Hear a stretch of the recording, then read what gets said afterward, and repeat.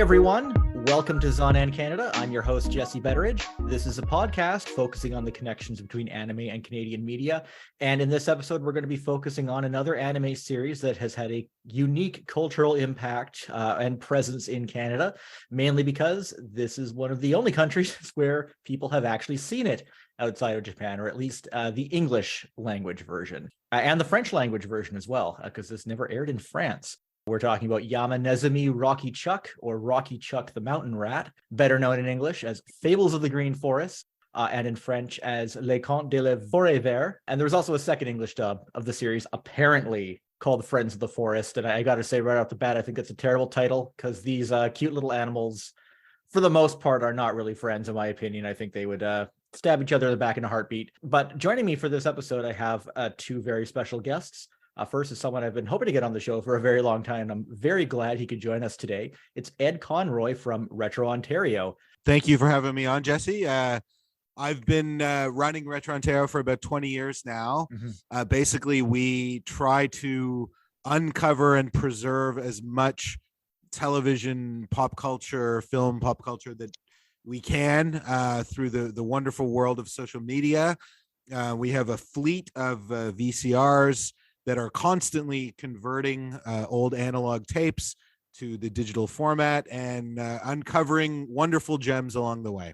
And you deal a lot with lost media, and the real lost media, not just the buzzword lost. That's media, right, the real lost media. Yes, we just by its very nature come across a lot of stuff that was thought to be lost. Thankfully, now is back in circulation. So we don't focus only on that, but that is certainly a big part of what we do. And joining us for a second time, very glad to have him back on the show. It's Etienne Desilets-Trempe, or Des, as he goes by. Yeah, I feel like a veteran already.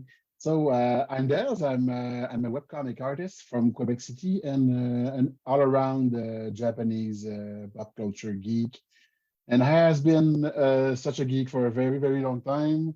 In part thanks to these old French language dubs of Japanese anime that played on TV here in the early 80s. Anime such as this show we're gonna discuss tonight. Yeah, and you have I was there when it played. You have such a critical perspective that it's very rare to hear on English language stuff like this. And also, like I said during my English is broken right now. Our last podcast we did together, I think French Canadians have a very unique experience with anime compared to like everybody else in North America, but also in France, because like we were at the very at the middle of like two cultures, maybe even three cultures if we count like Japanese stuff. Mm-hmm. Like we had stuff from France, we had stuff from the USA also, like stuff like Gatchaman, Battle of the Planets that reached us, but they didn't have that show in France. And this show that we're going to discuss today didn't air in France, but I'm going to keep that for later. So yeah, we had a pretty unique perspective, I think, when it comes to all of those old school shows. And far more of those shows were dubbed in Quebec than some might care to admit over in France. And Des, I think actually last time we had you on, you do a webcomic and a couple other things. I didn't think we didn't get into that too much. Could you just talk about that just for a sec?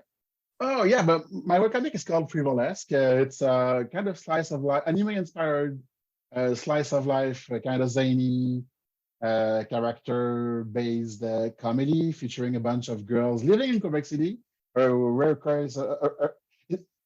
work is a rare case of a piece of media set in Canada where I'm not afraid to say it's set in Canada, because I feel usually Canadian writers like to pretend like their story could happen anywhere. It's like some weird American/Canadian vague place that doesn't have any recognizable landmarks or anything, so we don't alienate potential American audiences. I just don't care. It takes place in Quebec City. I have like a ton of French names, but I think my stuff can be enjoyed by anyone on the planet, I hope. I've been doing that for like almost 10 years, but I've been on a hiatus for a few years now. Really, I'm really going to resume my work soon, though. Yeah, the noblest of causes, in my Yep. opinion. So just to give a quick rundown of what this show is, Rocky Chuck the Mountain Rat debuted in Japan on Fuji TV January 7th, 1973. It ran for 52 episodes, animated by Zuyo Eizo, which would later become Nippon Animation, and Mushi Production, and it aired as part of the Kalpis Comic Theater block, which would later have its name changed to World Masterpiece Theater, which is what most people know it as today. And actually, Ed, I'm curious, are you familiar with World Masterpiece Theater and that whole kind of tradition in Japan? A little bit. I did work on Beyblade for a little while, which gave me an opportunity to visit Japan and understand a little bit more about that. Yeah, it's every show in World Masterpiece Theater is based off of some piece of Western literature. Right. Each one is 52 episodes. You got things like Dog of Flanders, Heidi of the Alps, Moomin, Rascal the Raccoon, which notoriously resulted in all those raccoons being imported into Japan. These shows were all massively popular, widely viewed.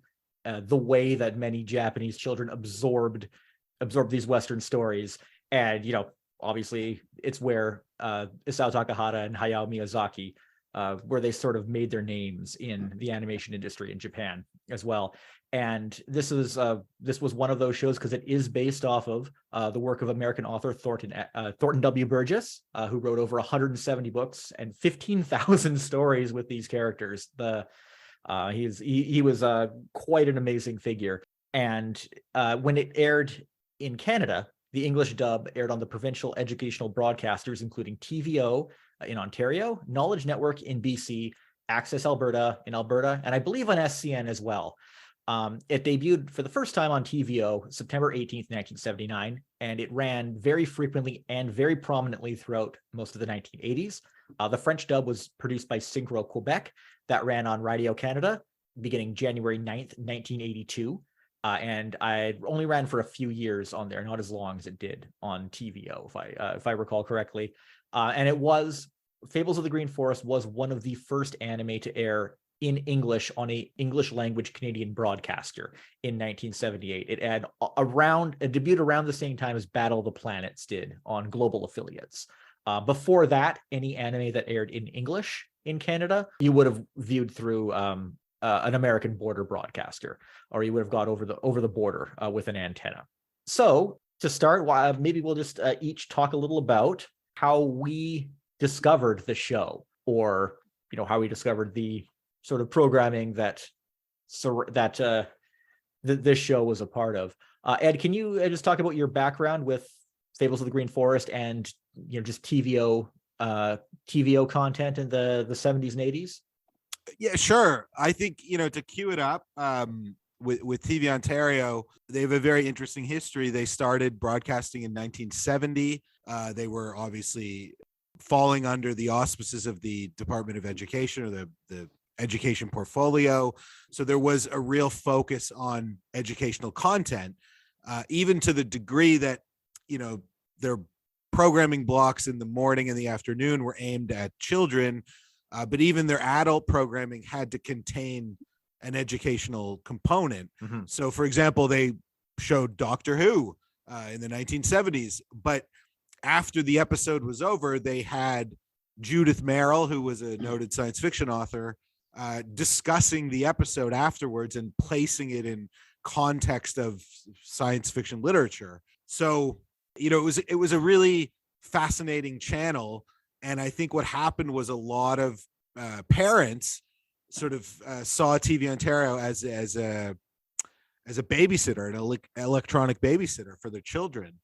And so I grew up, I was born in 76, but I have very strong memories of seeing TVO right from, my earliest childhood experiences with television were on TVO. Obviously things like Polka Dot Door, which was their version of a British series for kids. That was kind of the flagship children's program, but they did run all of these fascinating cartoons that were from around the world.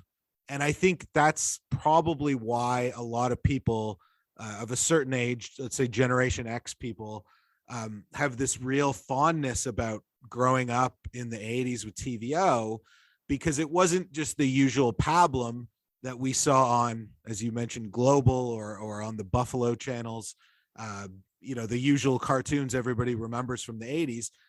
TVO had these, British programs and French programs, things like Barbapapa, Dr. Snuggles, Paddington the Bear, and of course, Fables of the Green Forest. I didn't know Barbapapa ever aired in English. I'm very surprised about that. Yes, it was like super French. Yes, well, it's funny. The English or the Canadian dubs of Barbapapa are in a similar class of lost media that we've been talking about. And there's only a few. And unfortunately, I did have some of it on the YouTube channel, but whoever owns Barbapapa is extremely litigious. And it was taken down almost immediately. Oh, no. Yes, unfortunately. And there's all kinds of Barbapapa fans out there that are trying to locate some of these dubs. They're very, very hard to find, but I have about 5 or 6 of them. But yes, it was really international children's programs, and where obviously it was not in English, they were dubbed versions. And so Fables of the Green Forest was, I would say, almost as important as Polka Dot Dora. It was on every day. It was on in the morning. It was on in the afternoon. It was on in the early evening. And I got to say, as a kid, I was not aware that I was watching a Japanese animated program. That's how they get you. Yeah, well, that to the credit of Ziv, they did a pretty great job of making it seem, I can't say making it seem American, because it didn't seem like an American show either. I think, I've read that theme song that everybody, of a certain age can recite, it has an almost otherworldly feeling to it, because the women singing it, they're not, English wasn't their first language, and they just did this wonderful job of singing it, but in a very unemotional way. And so, yeah, it was a dark show to begin with, and there was lots of violence and lots of darkness in it. But as kids, it was on TVO between Polka Dot Dora and today's special. So parents just let us watch it. But we always knew there was something is not quite right about it. It wasn't until many years later when I started to research the history of television and understand that it was a Japanese program. It was kind of a mind blower when that revelation came out. And Des, can you talk about your early experience with it, and just sort of where this show fell in that early 80s lineup of Radio Canada programming? I think on TVO, I believe, especially at that time, Fables of the Green Forest would have been the only anime, which is a contrast to Radio Canada, which was kind of actually almost majority anime at that time. Yeah, this is where I wanted to go. I feel like I really grew up with a ton of Japanese anime on TV in my early childhood. I was born in '76. By then, Radio Canada had already aired Minife, Maotsukai Sally. So the older generation already was familiar about like weird Japanese cartoon, as my mom would call them. Because unless Ed here, I was always kind of aware that Japanese animation was Japanese, because back then, like we had a dubbed anime like around. I'm thinking about like my early childhood, like when I was like 5, 6, 7 in 81, 82. Like before, like the cool toy cartoons like Transformers and shit hit the scene and changed the TV landscape. We had access like to anime and like older cartoons from the US, like Hanna-Barbera and that kind of stuff, or like retro like Looney Tunes shit. So I always kind of knew that the Japanese stuff was different. And when I asked my mom, she would just say, those are like Japanese cartoon. Like Japanese are very weird. They love the melodrama. Everything is always so intense in Japanese cartoons. So I was like, oh yeah. So all of the cartoons I like the most are Japanese, apparently. And I quickly was able to like tell the difference and know those shows were Japanese in my in my very early years. And you non-dismissively loved the melodrama and I all never these thought of things that are just imbued in Japanese like back programming. then, I was a huge fan of Captain Harlock. Like back in 82, 83, Captain Harlock was the biggest children's cartoon on TV. And it definitely wasn't that much for children. It was kind of dark and violent and not that violent, but like definitely different from the usual Saturday morning cartoon. It's got stuff. some scenes that'll haunt your dreams for sure. Yeah. Oh man, some scenes in Captain Harlock still haunt my dreams today. Have you ever seen the original series? I've seen the whole thing, and I caught some of the dub on a rebroadcast on Radio Canada a few years ago. There is a scene where one of the I'm going to just make a small segue here. There is a tangent, not segue. There is a scene where like one of the crew members of the ship falls in love with one of the bad guys, the Mazones.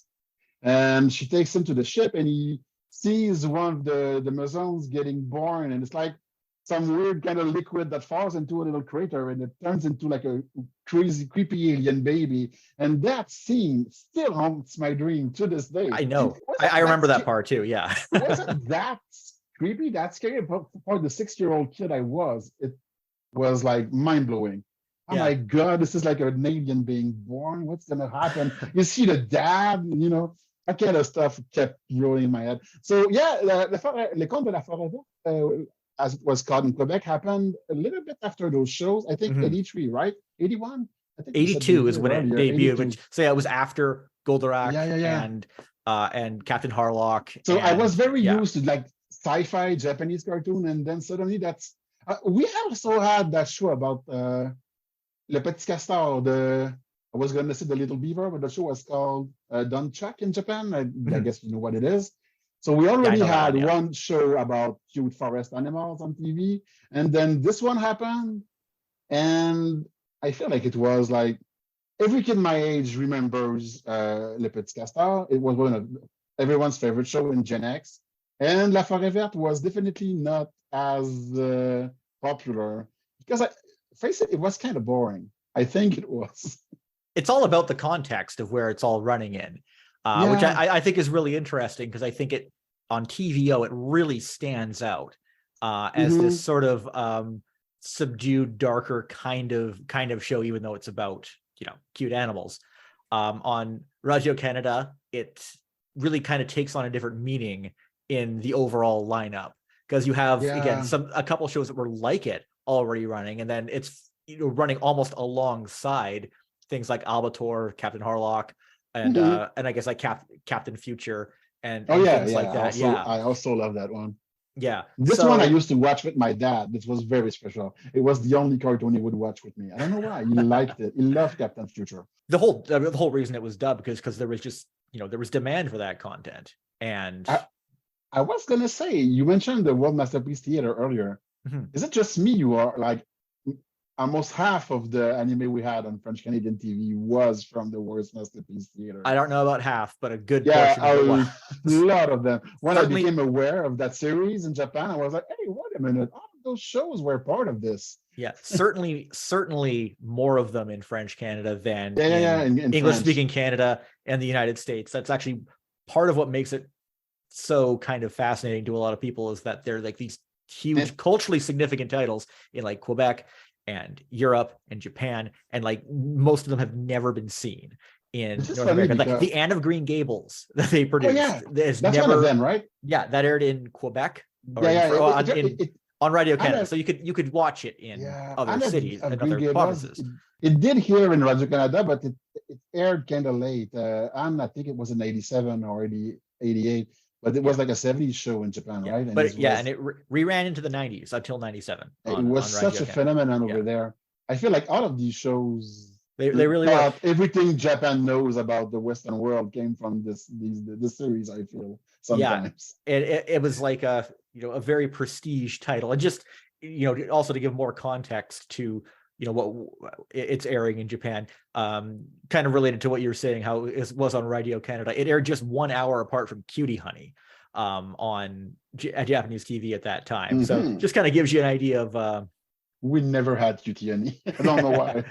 Oh, It gee, I might wonder have why. been a little bit too risque for a French That did Canadian air in audience. France. Oh, I'm not surprised.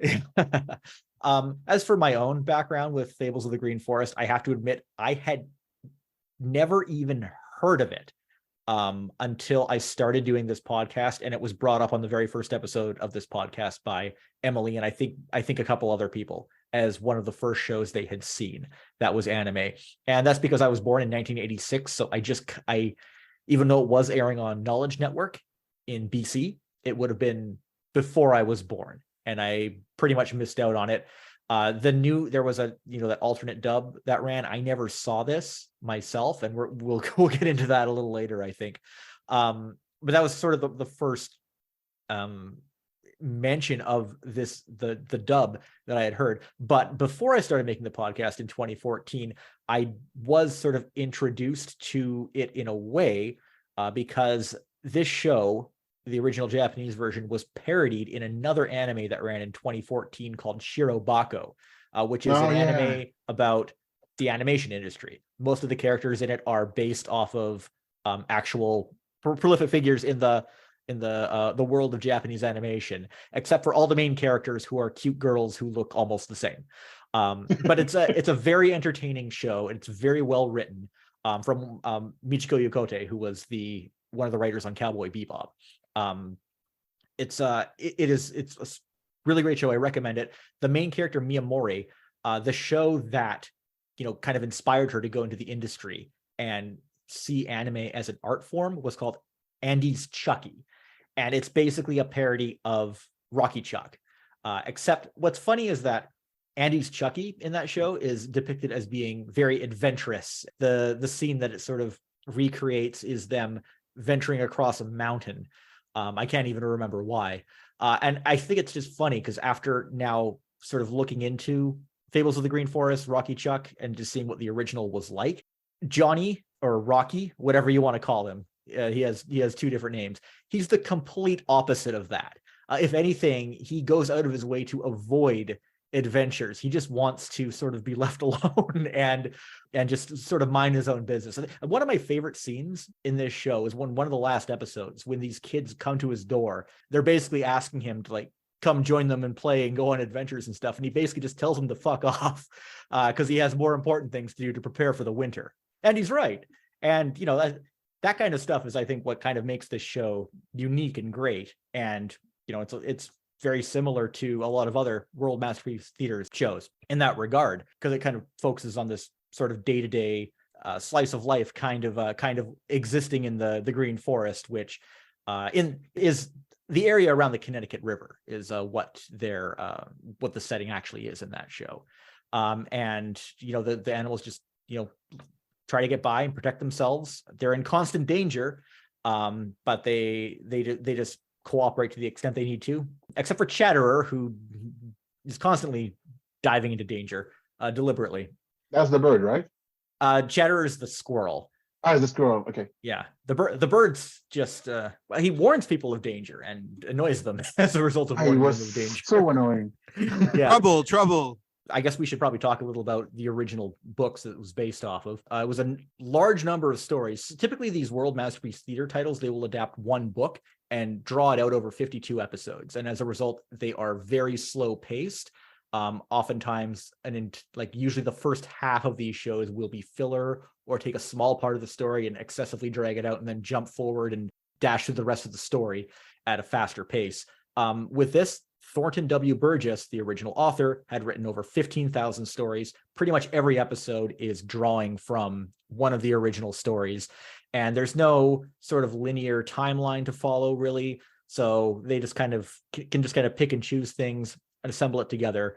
And I think it makes a really full, kind of rich show in its 52 episode run as a result of that. So Thornton W. Burgess was from Sandwich, Massachusetts and Cape Cod. He was born in 1874. So the most important thing about this guy is that he was a real pioneer in conservationism. He was very ahead of his time because he was spreading environmental consciousness to children through his stories and to the public in general at a time when industrialization was just being wholeheartedly embraced in a very positive way. And he was very much against the grain in just the Western world in general.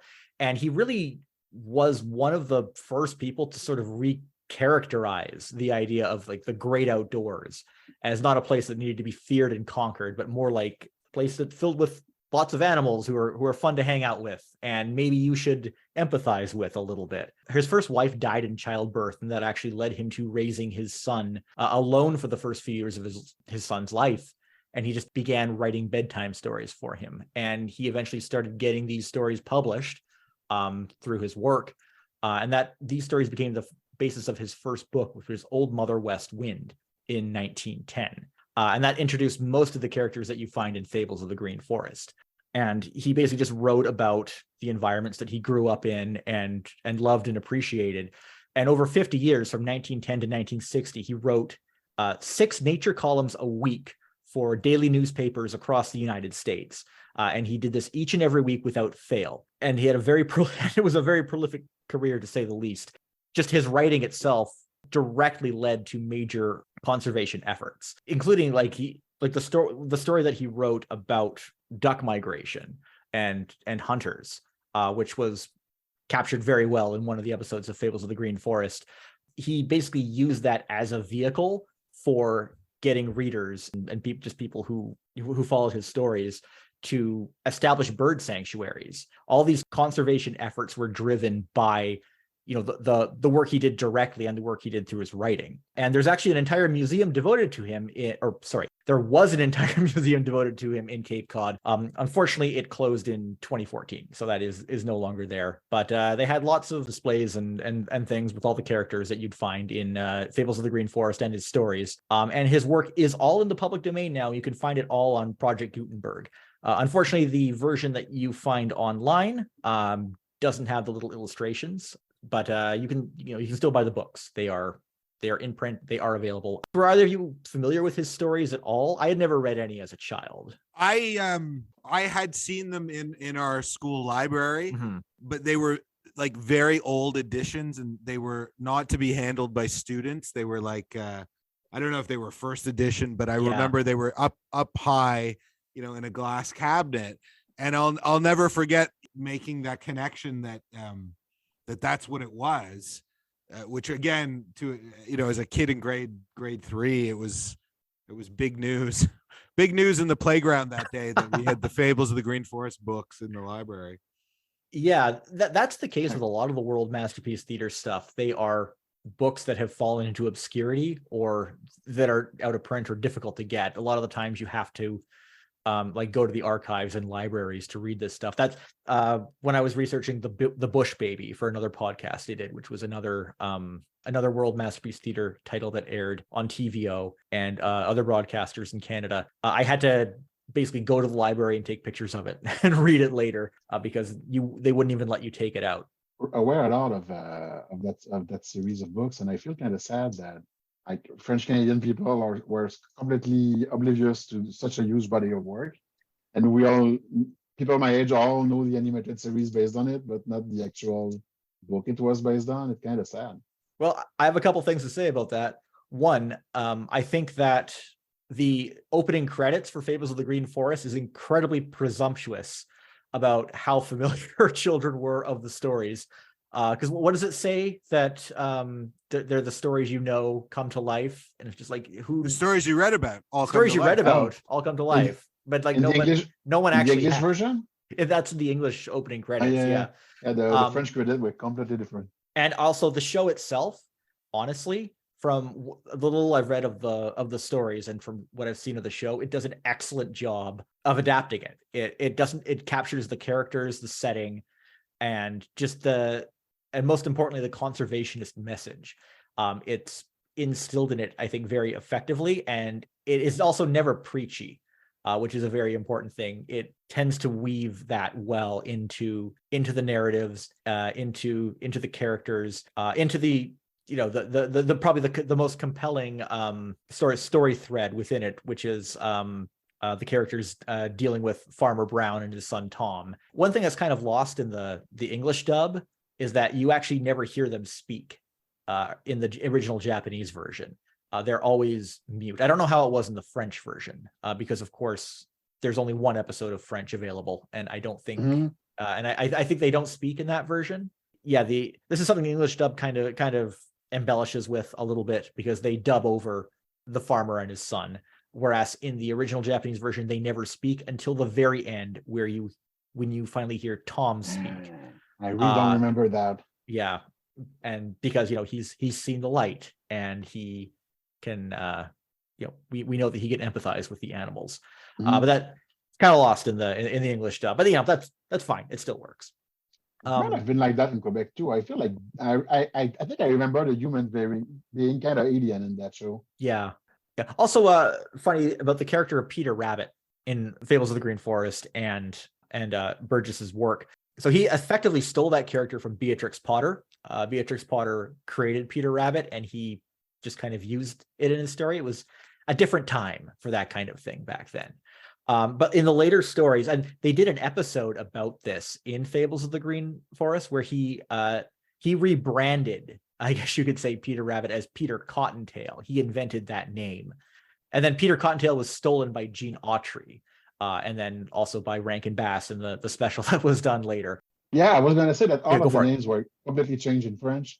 So and they were all kind of weird, like kind of stupid names too. So I did compare the show to the Dumb Check, it's Castor earlier, and I feel like as kids we liked the other show better because the animals were more like humanized, anthropomorphed, or I don't know. Mhm.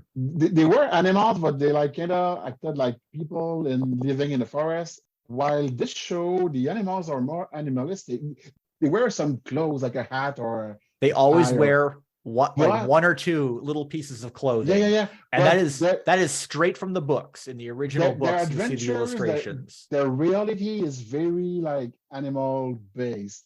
And Mhm. I think this is like the big difference between the two shows, and maybe why we could relate more to the show where the animals acted more human, if it makes any sense. I felt like the animals were depicted a little bit more like animalistic than in other shows about cute cartoon animals. And I found it a bit like weird at the time. Maybe it was a bit harder to relate as a kid. And now as an adult, when I rewatched some of the episodes, I thought it was pretty cool the way they made you feel like you were in the shoes of those animals, and like the humans are the bad guys, and you experience like the real life issues that like animals in such a forest might face, and it's quite interesting. I feel. Yeah, I found that the humans weren't depicted so much as villains, but they were Not villains, but very unpredictable. yeah. Very mysterious. Like they don't understand why the humans, kill more than they need. They're never quite sure if they're gonna do something that will hurt them, or in the case with Tom, sometimes something that will help or protect them. I think there's a lot of neat little personality quirks with the animals.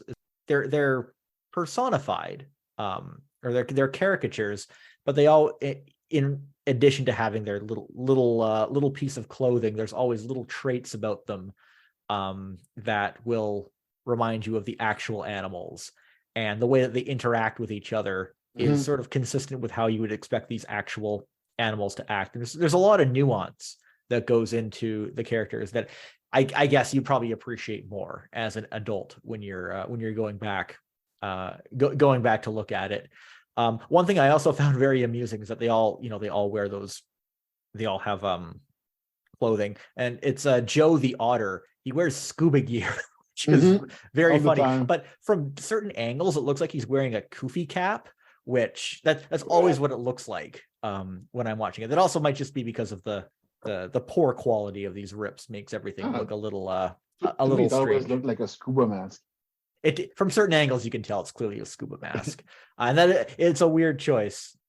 Again, it's it gives them a little personality as well. And again, there's a lot of neat nuance. And as I kind of touched on before, it really feels like a lot of the characters have complex relationships as well. They're not all just buddies hanging out in the forest.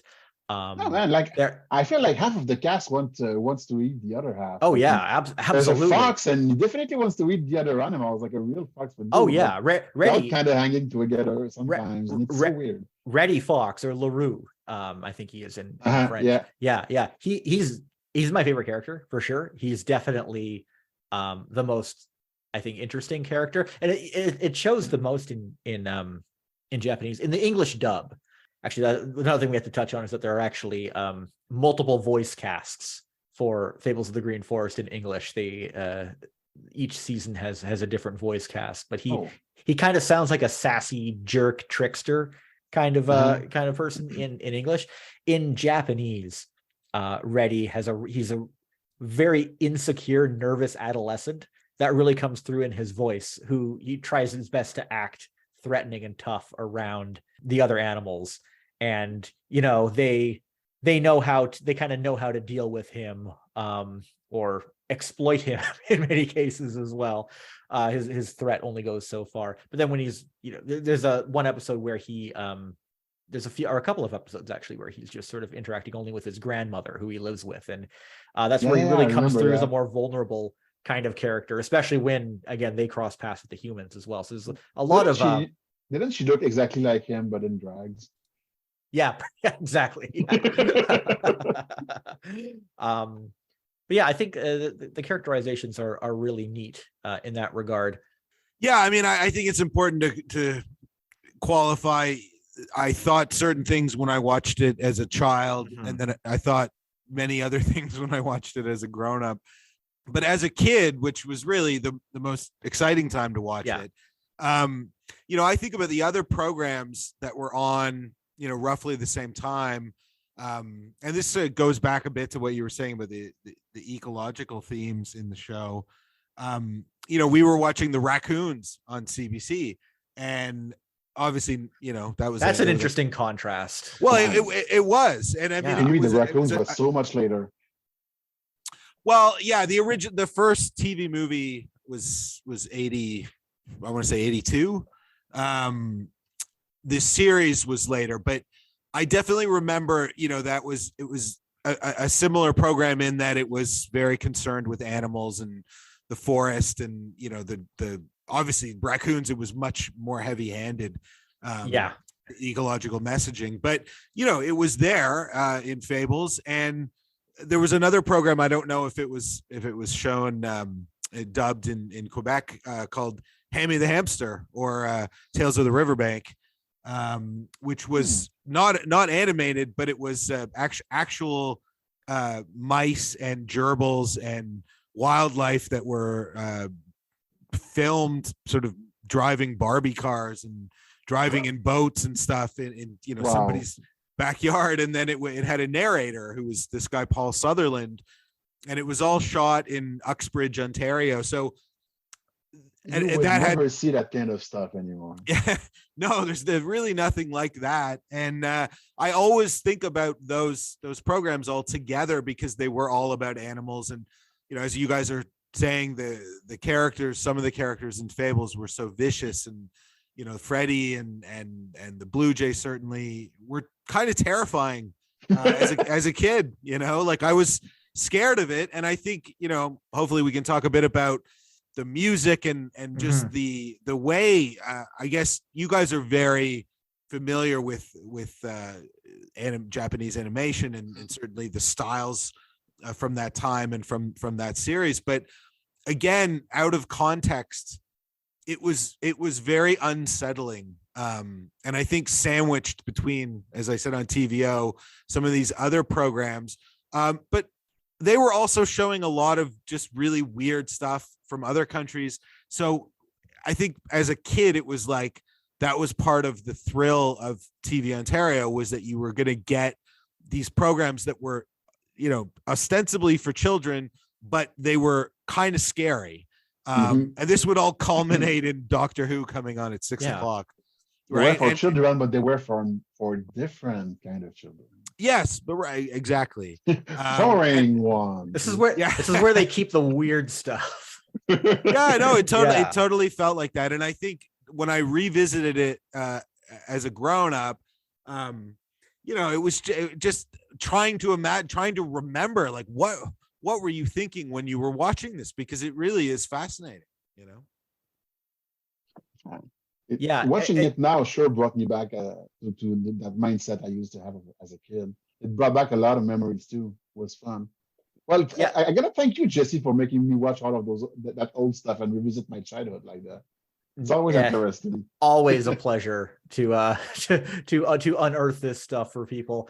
But yeah, of course I never watched TVO myself, but I think I kind of understand a lot of that sort of atmosphere that you get with all these sort of various shows from different parts of the world with wildly clashing tones, and the TAM identification logo showing up before a bunch of weird British shows.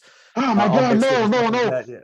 I know, don't talk about whenever that logo would show like paw, paw, paw, paw, paw, Yeah. paw, paw, I knew for sure that whatever would follow would be fucking scary. Well, we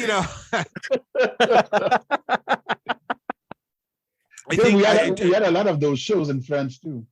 Yes, no, and we did get CBLT, which was Channel 25, which was I guess it was Ontario's version of Radio Canada. Like, it wasn't the same feed that I guess you would have got. And it was absolutely terrifying. And I a lot of young people that ask me about stuff on Retrontario. I think everything now is nowadays on linear broadcast television is very sanitized. It looks the same. It feels the same, whether it's a commercial or a logo or a show. And then you get on the streaming services, exactly the same. But of course, we have YouTube. We have all of these, wonderful BitTorrent sites where you can look at all this weird stuff.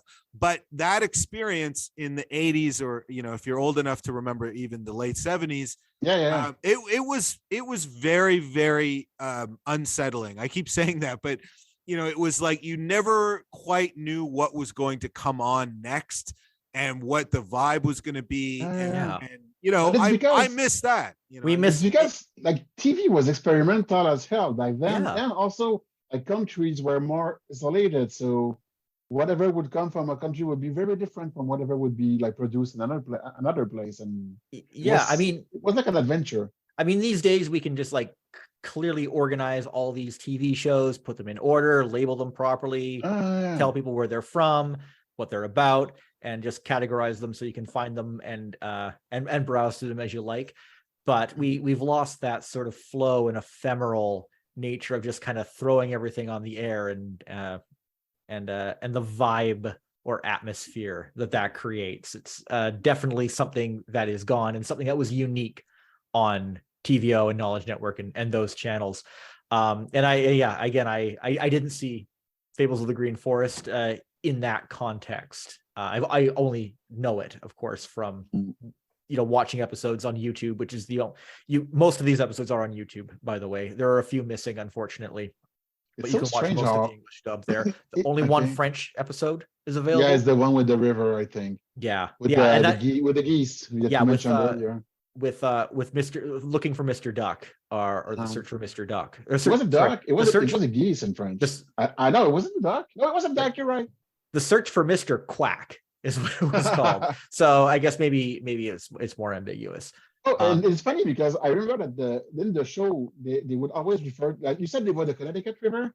Yeah, I remember that in Quebec it was the river was called La Rivière La Grande, which is like an actual river in northern Quebec. Oh wow! When I was a kid, I thought they localized it took place in Quebec, and I was like, ground chucks and rabbit. It works. It's just kind of animals we have here. Just like how King of the Hill takes place in southern Quebec. Absolutely. They always do that. Even in The Simpsons, they make a lot of references to Montreal and whatever. It's so strange. Yeah. Going back to what Ed said about the music in the show, it's interesting to point that out, because the music that you hear in Fables of the Green Forest, and I think this applies to the French version as well, it was kind of hard to tell by the one episode that's available for the French version. But half the music in it is from the original Japanese. Yeah, it does sound like the original and it's Japanese very ethereal and atmospheric. The other half of the music was produced by the production company Ziv International. Worth noting that Ziv International, they were an LA based licensing company. The two founders were Irv Hollander, who's he was a pretty typical kind of executive type. He went on to become the executive producer of Glow, Gorgeous Ladies of Wrestling, after he was done with Ziv. But wow, yeah. But the other guy who found it was Mark Mercury.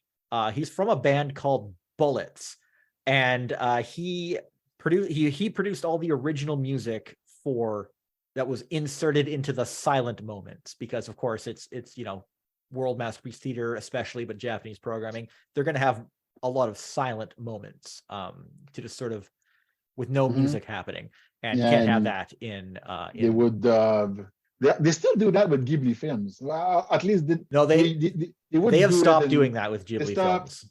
Yeah. I noticed that when I would watch the Japanese version with the English subtitles, and the subtitle with subtitle stuff, that's like there's complete silence and subtitles just pop up, and I'm like, what?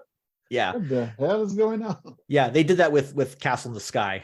They added a whole bunch of music, but they've removed it. They removed that extra music from the latest one. And it's a thing that characterized Ghibli films, thing that characterized World Masterpiece Theater. Lots of silent moments filled in by Mr. Mark Mercury. And he also did the theme song as well. And I found that the music was, you could I find that once you know that, you can, and even if you're just not comparing the Japanese version to the dubbed version, you can tell a contrast between the original music and the filler music. The filler music's a lot cheerier, a lot. It sometimes doesn't feel like it fits. Yeah, it's kind of jarring. The original music has a lot more atmosphere to it. But more actually, the music was a big part of it, because as we would see in later dubs, especially as Hayam Saban came into dominance with children's programming, licensing music and making royalties off of it is such a huge part of localizing.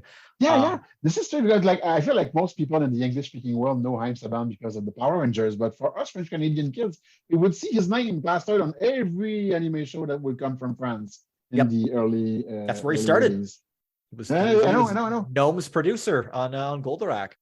But the thing is that Mark Mercury, he was a headliner of this band called Bullets, and Ziv also did a couple of other dubs. They actually did a dub for Captain Harlock. They did a dub for Candy Candy. They did a dub for Captain Future. They did these just Toei licensed thing. They didn't do much of them. They only did a couple of episodes, but Mark Mercury did absolute killer theme songs for each one, especially Captain Harlock. It is an absolute bop. But those localizations never really went anywhere. They are lost media, apart from just a few clips that are floating around, and you'll see it. Some people will show at panels. People like Mike Toole or Dave Merrill will show those at panels at conventions. But that's kind of what he's best known for. After Ziv was sold to Lorimar Pictures in the late 80s, and then that got sold to Warner in 1993. I think that's why the whole new separate dub of Friends of the Forest happened later, because the rights just kind of fell into a black hole somewhere. But after Ziv kind of disappeared, Mark Mercury made his name known for doing planetarium music. That's what he's best known for today. So, and he's called Mercury. He does planetarium music. Not his real name, but I think it was still maybe an aspiration, self-fulfilling prophecy. Mm-hmm. Yeah, but yeah, that's If you're going to talk about the music, I'm going to talk about the theme song in French. I have to talk about it. Yeah. Like I said, if you would allow me. Oh, go ahead. Yeah. Like I said earlier, I feel like this show is very remembered by people my age. It's like a lot of shows that just faded into obscurity. Not this one. People remember La Forêt Verte, but people don't remember anything about it aside from the theme song for some reason. And I don't know why. I guess it was weird and a bit cringe and a bit catchy at the same time. It's very different from the English one. Yeah, they would sing like just what was the lyrics again?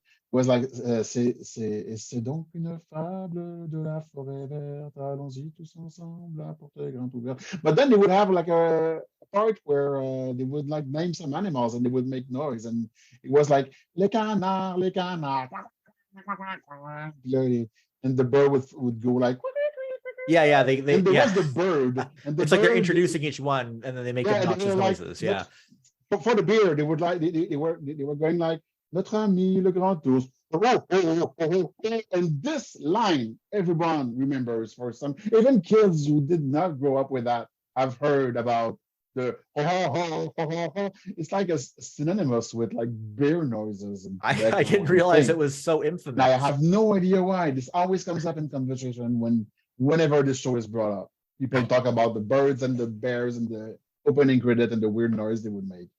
That's so strange. That's so funny, Des, because in the English dub, the theme song is primarily what is remembered by Gen X, but it's totally different from that. Different. Yeah. It was just weird. And we'd be remiss, Jesse, if we didn't talk about the kind of weird home video life of Fables.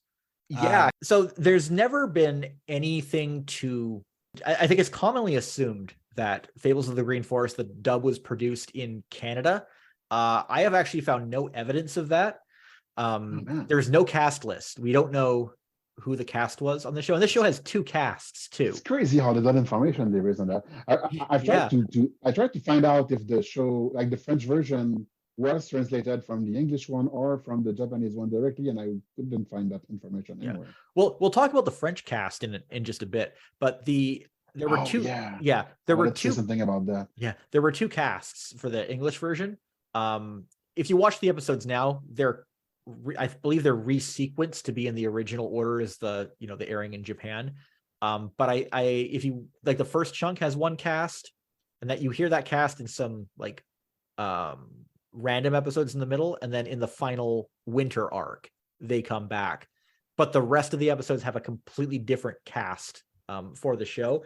That's so weird. What I suspect, and maybe Ed can confirm this, I think that the first season consisted of like the first few episodes, a few episodes in the middle, and then the final episodes. And then for the second season, they went back and redubbed everything with a completely new cast. I don't know if you remember that, or if that was the case during the first airing at all. But that's kind of what I pieced together. Yeah, I mean, I don't remember noticing that then. I mean, I notice it now. I don't remember it then. And I must say, the VHS, there was a release by Media, which was, mostly horror films, really, at that time. And goodness only knows how it has the Ziv card at the beginning. Yeah, well, Ziv obviously made this dub to get it on TV. I don't think they wanted to get it on TVO. I don't think they made it with TVO. I think TVO is kind of they where were just the broadcaster. That's just where it ended up. But the only life that it had outside of, actually 30 episodes aired in the UK. It was cut short, but they did get some of it there. But in the United States, and for the most part outside of Canada, the only life it had was on these VHS tapes that's right. Released, and each one would be based around one of the characters and have like 2 episodes focusing on that character. I think you showed me the one you had, and I think Dave Merrill has this one as well. It's the Chatterer the Squirrel. Well, yeah. That was the later release. The initial, the initial release was just a standard. It was called Fables of the Green Forest. It was a mixture of episodes. It had 1 opening at the beginning. It was almost like a movie version, in that they took 3 or 4 episodes and stuck the credit at the beginning and then at the end. That one is on my YouTube channel. That's just a rip of the Media VHS. Yeah. And I always found that weird, like I said, because I associated that label with like John Carpenter's Halloween and, like just random horror films. But then those later releases, of which I have Chatterer the Squirrel, I've seen a few others, they were in those kind of oversized VHS boxes. Like they weren't distributed by Media. They were, I think it was, the company was called Charter. I could be wrong about that. but it was a total fly by night operation. And those ones, I don't think they have the Ziv logo at the beginning. I think you're correct that each one was focused on a character. So yeah, I mean, again, it's the mystery of all this stuff. Even though there were home video releases, in fact, the media copy that I have, I found it in Florida in a thrift store in Florida, which was super weird. Yeah, there's just so much documented about other releases, but there's just question marks with all these. So yeah, there's not very much known about Ziv International, but I think there was a lot of hustle going on in the background, and they just kind of got content out in any way that they could, wherever they could, which probably resulted in weird deals like that with companies you wouldn't expect. Yes, I never even heard of them. Yeah, they're a very obscure company. This is one of the few things that they're really known for. And now I feel like if the French version had been translated from that version, we would have seen the Ziv logo. Maybe they would have kept a similar version of the theme song. I guess. Yeah, the Ziv logo is at the beginning of the French version. Is it? Yeah, it is. Oh, check. Then okay, but there you go. Yeah, definitely. Yeah, so it was sub-licensed from them for that French dub for sure. I definitely did not remember that. Yeah, I'll trust you. And Jesse, to your point or to your question about TVO's involvement, that was something I was able to discuss with a programmer from that era who I interviewed many years ago. The focus of the conversation was not solely on any one program. It was more their programming strategy of that era of the late 70s. And what the woman explained to me was just that they were going to the big conference in France every year. I guess it's called MIPCOM now, but yeah, I it's called something else back then.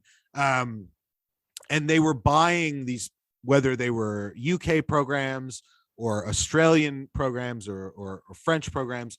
And the way that she explained it to me was like you were saying, they were just these really small time outfits with a business card. And they were like writing on the back of napkins, like there's 52 episodes of this and there's 100 episodes of that or whatever. And this has a dub and this needs a dub. And the impression I got from the list of programs I reviewed with her was that, TVO being the broadcaster in Canada opened up other avenues for them to exploit, but TVO had no input into any production decisions or anything of that nature. So yeah, I think, if someone out there is very serious about wanting to understand the provenance of this whole thing, the Ziv people, it seems like that's the next place to go, right? Yeah, I think it will always be a little bit of a mystery to a degree. And also that like the hands-off kind of nature of TVO, I think that's kind of what made its content special, because it emphasizes all just coming from these disparate sources and all kind of coming under one really eclectic umbrella. And I think it's important thing to note and not get confused about with looking at what Fables of the Green Forest was. How did these people do it? Like back in the 80s, like in 70s, make contact in Japan without the internet and bring back shows. And I bet most of the time they didn't even speak the language. No, it was all done over drinks, man. Just like the this is like so weird to me thinking about it as an adult now with everything we have. Yeah. Ed, I had one other question about TVO. I've heard of many stories of kids watching Fables of the Green Forest in schools. Because TVO is very tied, unlike other, like this wasn't the case with Knowledge Network. But I forgot to mention that, but we did in Quebec watch that show in class, and when I was in first or second grade. Wow, really? Yeah, I mean, TVO was like they answered to the provincial government, and they fell in, under the education portfolio. So it was built into curriculum. A lot of the programs they produced themselves came with teachers' guides and all kinds of cool books that were part of the in-classroom experience. However, things like Fables and Barba Papa were definitely shown. But what it was is the teacher would literally record it off of television. Oh, okay. And TVO had a wonderful thing for teachers where they called it time shifting, where at 4 a.m., between 4 a.m. and 7 a.m., they would just basically marathon a series for teachers to set their VCR to record so they could get a tape full of a certain show. I mean, it was so antiquated when you think about it now, but I know people that said they were up in the middle of the night, in the late 80s, and Fables of the Green Forest came on, and it was on for like 3 hours just back to back, and it would have been one of those blocks that was meant for teachers to record. So yeah, there's all kinds of just funny, weird stuff like that with the TVO history. Just the storm's getting kind of bad, and I got to go deal with a couple of things. So unfortunately, I got to sign off. But I think you guys can take it from here now. Okay, All right. Ed, where can folks find you on social media? We're at retrontario.com. We have a YouTube channel, Facebook page, Instagram feed, all that jazz. But visit the site and learn about Ontario's TV history. It's so great to have you on. My pleasure. So we'll say goodbye here, but Etienne and I will just wrap up from this point forward. All right, so we'll just finish this off with the two of us because unfortunately Ed had to leave early. We were talking earlier about the cast, and I wanted to just go back around and talk about the French cast. As I mentioned, the English cast is a total mystery. I did read that apparently Jonathan Winters from It's a Mad, Mad, Mad, Mad World, apparently Ziv originally was going to get him to do all the voices on the show, which is a very bizarre decision, but that didn't work out. And also, it would not have been his first anime because he was in the Alakazam the Great movie dub from the 1960s.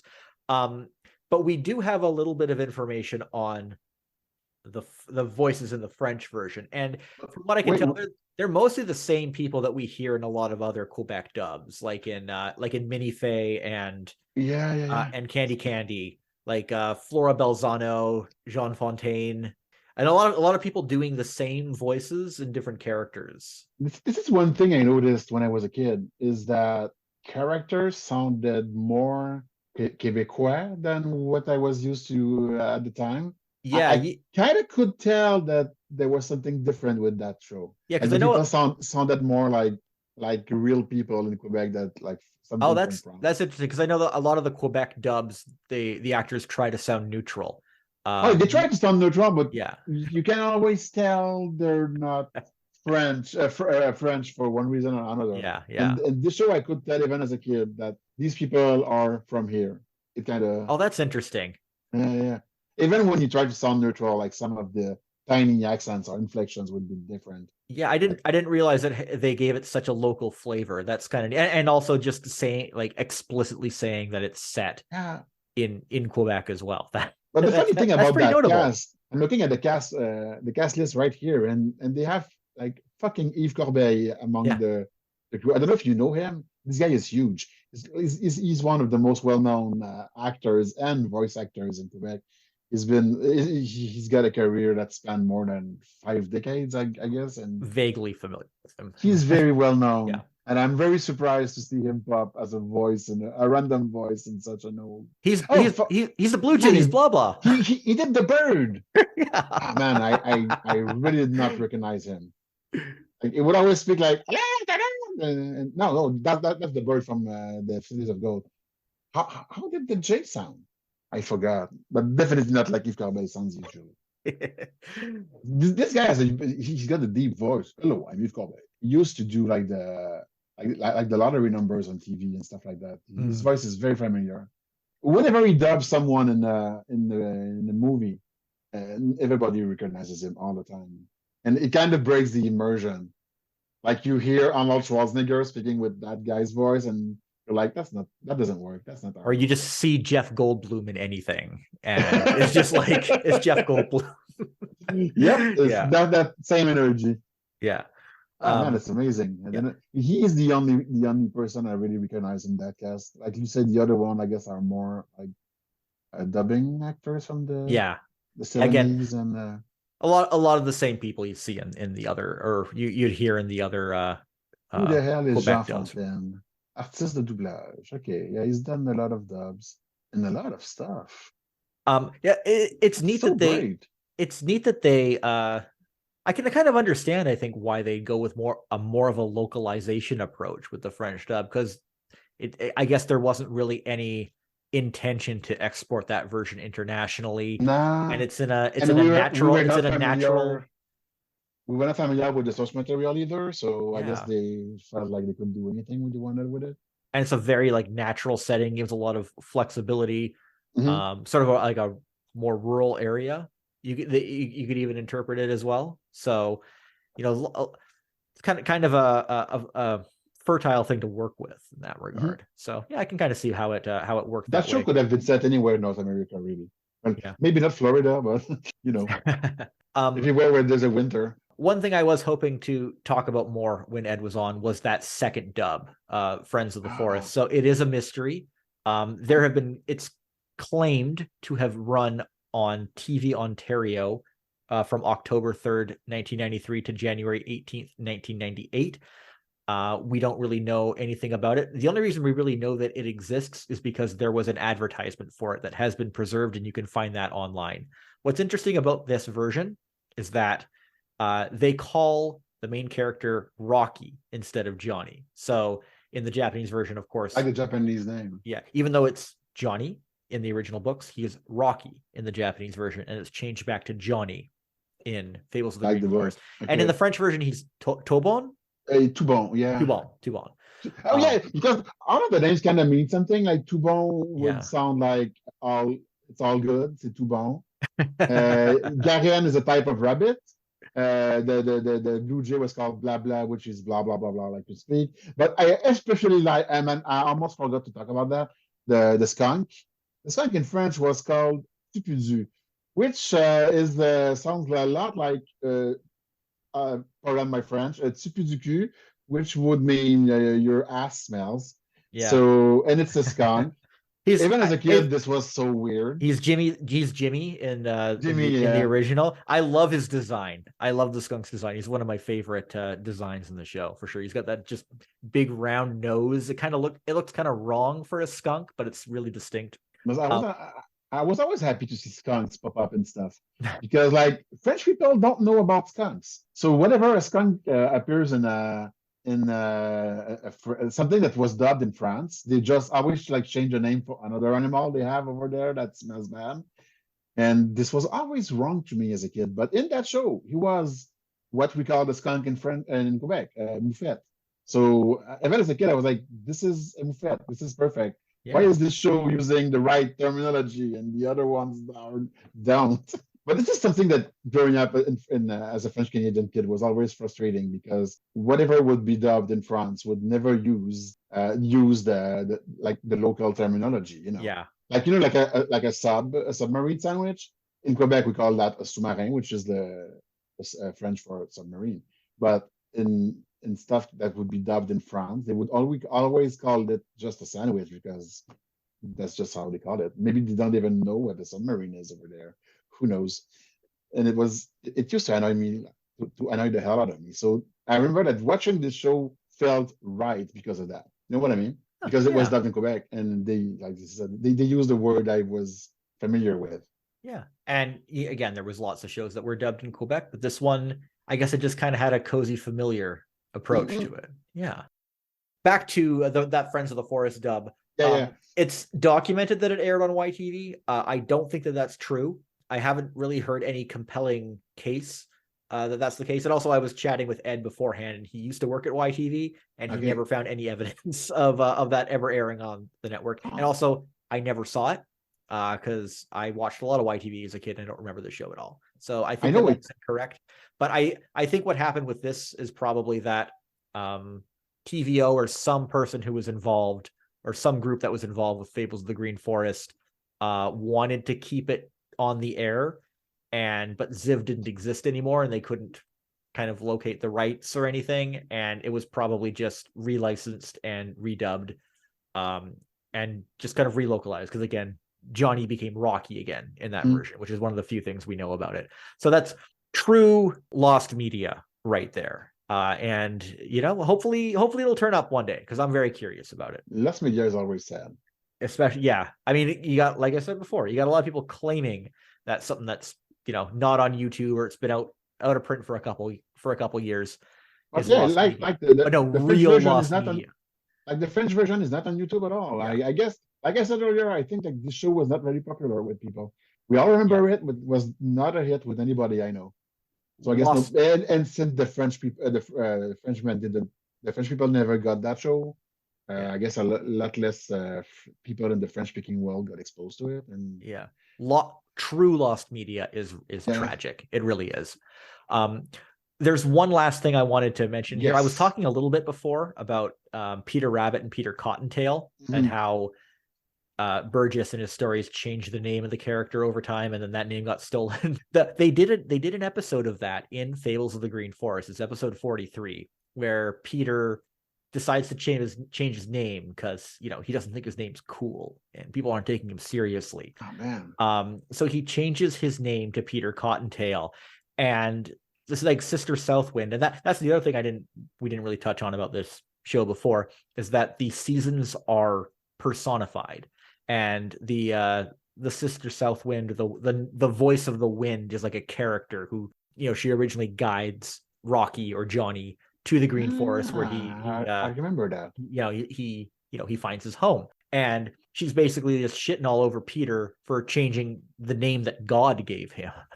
And then he gets on his high horse with his new name, and it just creates a whole bunch of trouble. And they're just like, oh, you shouldn't have changed your name. You should have obeyed God and retained your current name, which is a very weird way of putting it. And watching that now, it just, and like, this definitely wasn't the intention, but when I watch it now, I'm just like, oh, this the way this plays out, this sounds like some kind of anti-transgender narrative written by some alt-right weirdo.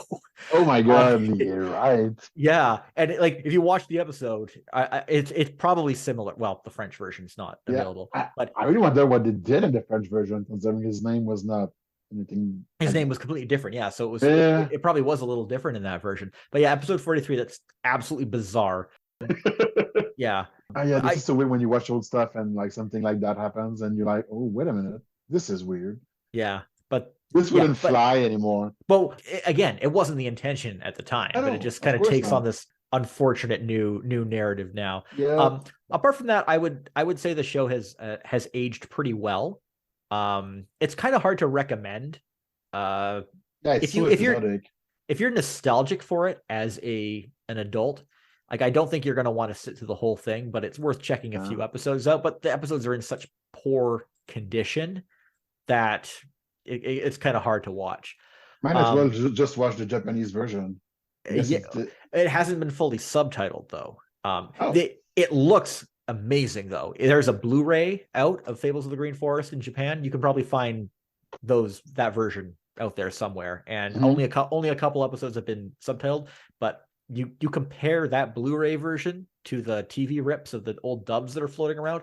Oh my God, it's such a contrast. It looks so good. Yeah, it actually kind of changes the show a bit for me. It has those old recordings, they do retain a little bit of that TVO atmosphere, I think you could say. But the Blu-ray rips, it's so bright and vibrant. It's too bad that you could probably never get decent quality audio and reconcile it and match it up with that Blu-ray footage. Because if you could make a nice remaster of that show. But I don't think that the materials exist, or the willing manpower exists to do that properly. No matter how much you remaster something visually, you always can tell it's old because of the sound. Yeah. And I'm not sure what kids would think of watching something that looks this old at this point. I don't know if kids can tell the difference. It's a good question. I guess it depends from kid to kid. I know, like, one of my friends' kid really loves to watch old anime, and she's like, yeah. I guess I'm underestimating children. It always depends. Yeah. Can't expect everyone to stay in their lane, or or do as expected. Hey, we were saying how kind of boring it gets when everything is neatly laid out for you and organized and easy to navigate, and you know what everything is. Sometimes you need something a little weird and dark and mysterious, and hopefully there are a little chaos. Hopefully there are kids stumbling on these old Fables of the Green Forest dubs on YouTube. I hope there aren't that many kids wandering around YouTube discovering like Andrew Tate videos or whatever. Hopefully they're finding this instead. It's a better thing to stumble on. I agree. All right, Etienne. I think we're going to wrap it up there. Did you have any final thoughts to share before we end it? Because I had to rewatch that show, I have the theme song stuck in my head again. Thank you for that. And I have, like I said, I have no idea what kind of weird property that song had to influence an entire generation of French Canadian kids who remember the show, the song, but not without anything that happened in the show. You know what? I'm not going to complain about any legacy it's left behind. I think it's a positive thing. You remember it, and it opened the door for more Japanese stuff, which is always good. Yeah. All right. Well, I think we'll end it there. So Etienne, can you just let everyone know where they can find you on social media or anywhere online? First of all, thanks for having me again. And you can find, if anybody can find me on Twitter at Omega Des, and on the website of my webcomic, which is frivolesque.com, FRIVOLSQUE. Man, I can spell in English.com. Yeah, and thanks for tuning into Zannen Canada. You can reach me on Twitter at jbetteridge or email zannencanada@gmail.com. The theme song is by Ultraclystron and can be found on his album Packet Flood, and you can find that at ultraclystron.com. Please subscribe to the show on Apple Podcasts, Google Podcasts, Spotify, or your podcast app of choice. See you again.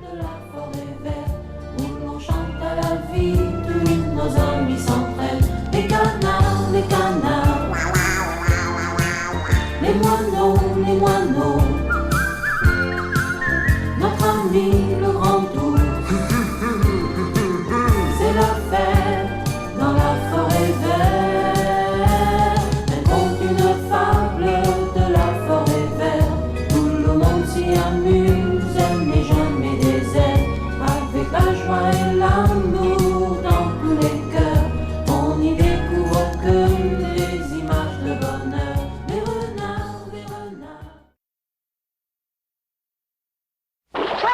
Trouble! Forgetting about Buster Bear's pursuing drought. Reddy Fox's radar snout has sniffed out his prey.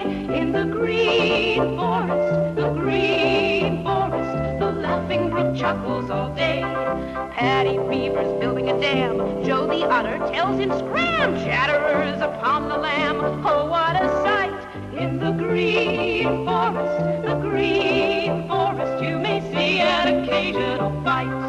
Peter Rabbit hippity hops, the mean old weasel growls. Grandpa Froggy flippity flops, and Sammy Blue Jay scowls. There are marchins, mink, and sables there, toads on mushroom tables there, 4 and 50 fables there of friendship and strife.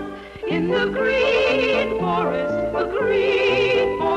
the stories you read about all come to life. Yes, the stories you read about all come